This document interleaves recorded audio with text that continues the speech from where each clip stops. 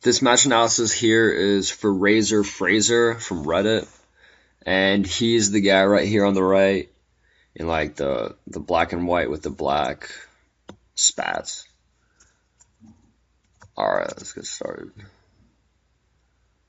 Boom, he comes in to pull guard, tries to get close guard, then the opponent gets double unders on him. Okay. So the first thing, I like pulling guards, what I do, but when you're pulling guard, the idea of getting into close guard, it's real tough, especially if you're pulling guard with like I'm just gonna sit to my butt kind of style. For me, it's almost as if you're jumping too far, especially against more experienced opponents. And once you get like up to like good blues and higher, no one is gonna let you pull close guard. So not that you can't play close guard, but you're gonna have to find ways and like techniques of getting into it. But right now, what you do is like you sit and then you get both your legs on the outside. You try to pull him in with the upper body, and then he just starts to stack you. As opposed to like the method that I would go with is you sit to guard and then you try to tie up his feet somehow, like De La Hiva, reverse De La Hiva, one-legged X, whatever, and then you progress from there. Especially if the opponent's standing, like there's pretty much no way you're gonna get close guard. And like here, you're just wasting movements as far as I'm concerned. Okay, so go to regular. So he starts to stack you, and then you go into like super stacked defense mode.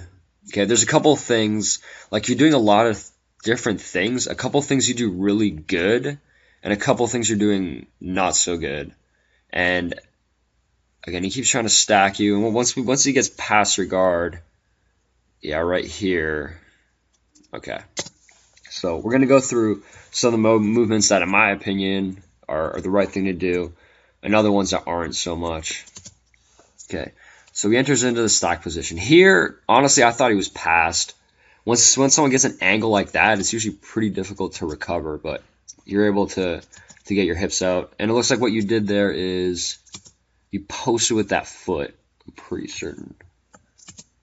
Or, no, it looks like he just, man, I think he screwed up. It looks like he just like released pressure. But you were probably passed right there. Yeah, he kind of just allows you to bring your hips back. But what you're doing with this hand here is good. When you're defending the stack, what I like to think of is trying to get my hips down to the mat, and I'm using my hands to make sure my opponent doesn't get an angle. So sometimes he'll be pushing like on his hips. Oftentimes he'll be pushing on his knees. Okay, and you do that a couple of times, which is really good. But you're always trying to keep your hips like in the center of his body and like down towards the ground. Here when you start grabbing his arms, this is where it's dangerous. Because, yeah, when you're not pushing his legs away, his legs can come in close and he'll curl you up onto your shoulders. The other thing you want to be doing is you want to make sure you're extending your spine. So your head should be driving into the mat, and you should be trying to make yourself like really long from your hips to your head. Because if you allow your spine to curl, that's when you really get like stacked up and folded in half. When you're going after this arm, you could try to do that like triangle thing. Usually for that one, you get the other arm inside. So you get like right arm in, other arm clamps, and you just pull in with your hands and kick your leg through. You could potentially have a triangle. But for me here, like, man, I'd be way more worried about just defending the stack. You're doing good when you do stuff like this and you post your foot. So again, he's trying to come around, drop your hips down, but you use this to get your hips back in front of him. Yeah, here you kind of scooted away a little bit with your shoulders. That was good. Yeah, and your left hand's pushing on him. Like, that's exactly what you want to be doing. Here, see when your hands don't do anything, you start to grab his head, like you get completely crunched up. This is what you're trying to avoid. Because your hands aren't doing anything. He gets his legs in close. And then boom, you're crunched up. Yeah, it's like don't grab his head. And this is the other thing, going under his leg is a real big no-no. You want to not do that. Yeah. There you go. See, you're bringing that hand and you're going to push him away. This is exactly what you want to be doing. And you just want to keep your hands there.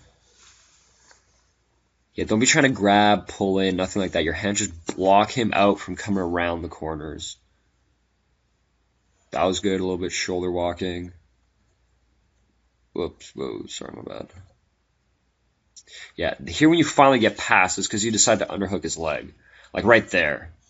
You underhook his leg, you basically pull him towards the angle that he wants, and then you'll clear off your legs, okay? So just again, you want to keep your hips in front of him. As he tries to go around your legs, use your hands to deflect him away. The other issue with going under the leg here, as you can see, is he drops in a side, your arm is occupied, and he's gonna like a monster crossface on you, like boom, right there. And now it kind of sucks. I can't tell what your left arm, where your left arm is in this position. I don't think he's under your elbow with his right arm. I could be wrong. But if he's not, and you can pull your left arm up for an underhook, just get that underhook, bump him, scoot yourself under. Even if you don't get away immediately, you'll force some motion to start happening. But yeah, once he gets that crossface, like you're gonna be locked in. Okay, so here the ref's gonna recenter you. Yeah, again, I'm not sure if you had that elbow under before.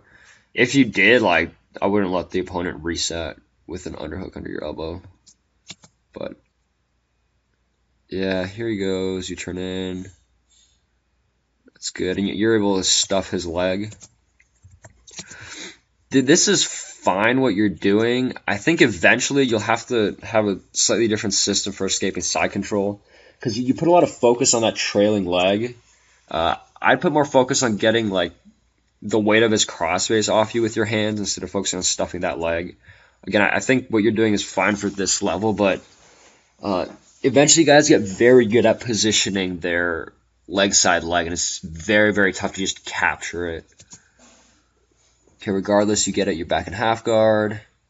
And see, even from there, like I can tell that you're trying to go to close guard.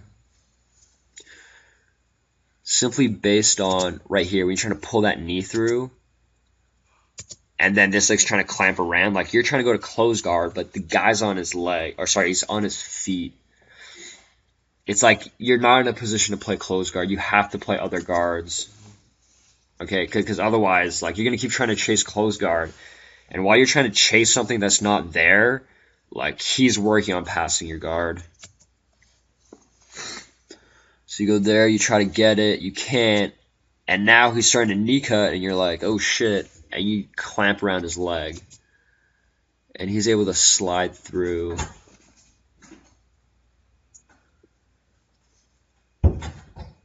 Yeah. Okay, what you want to do instead, anytime you're playing half guard, and he lifts his knee like this, what I do is I go reverse De La Hiva. Okay, so you want to switch to following his hamstring with your foot. Yeah, you don't want to be locking your legs together. You want your foot up by his hamstring. And you don't want to be going under that leg there. I mean, if you're trying to go deep half guard, like maybe. But like if you're going deep half guard, you got to pull yourself in completely. And like this arm shouldn't be around his head. I'm not sure what that's doing there. Yeah, it's probably based on the fact that you're trying to go to close guard and then you kind of leave it there. But yeah, like go reverse De La Hiva when this kind of knee cut pressure is happening. Okay, at the very least here, see how you frame with your shin at his hip? This is good. Uncross your feet and pull your left leg in tight and re-square your hips. That's what I do from this position. Because this leg will hold him off, and you can pull your leg through and you can recover a decent guard. Because right now you're just kind of like locking on his ankle. Yeah, because here he cuts out. He gets the crossface back again. This is another reason why I don't like that arm going under his leg. I'd rather have it like in a position where it can frame between me and my opponent. I can't tell what it's doing here. I think it's still trying to reach under his leg. And then yeah, once he's through, there's no arm to block the crossface. Then once you get crossface, you're flattened. Oh, you're able to recover. That was nice. That's what happened there. Yeah, you're able to post up on your hand. That was good. And then boom. He's trying to knee cut again. Yeah, like you can tell, you're trying to get to close guard, trying to pull him in. Again, you got to have different guard strategies in addition to just trying to go to close guard. Yeah, from here, once he's up like that, I probably wouldn't keep trying to pull on his head. I try to entangle his legs somehow, like grab an ankle with your hand. From here, boom, he goes stack pass again. You underhook immediately, and he's just gonna probably pass right through this. Like right now, your head grip's slowing him down, but you're not gonna be able to recover your guard. Yeah, he just passes right by it.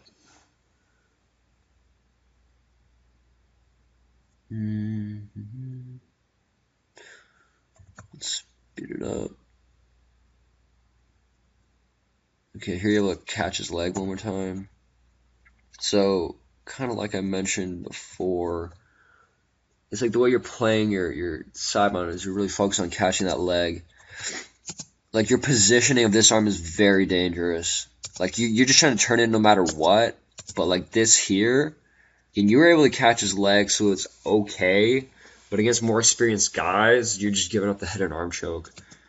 Once he denies you from catching his leg, again, if he were more experienced, like now you've given up so much upper body positioning that you'd be in a ton of trouble. Okay, you're able to catch it, which is good. Okay, I'm going to continue this in part 2.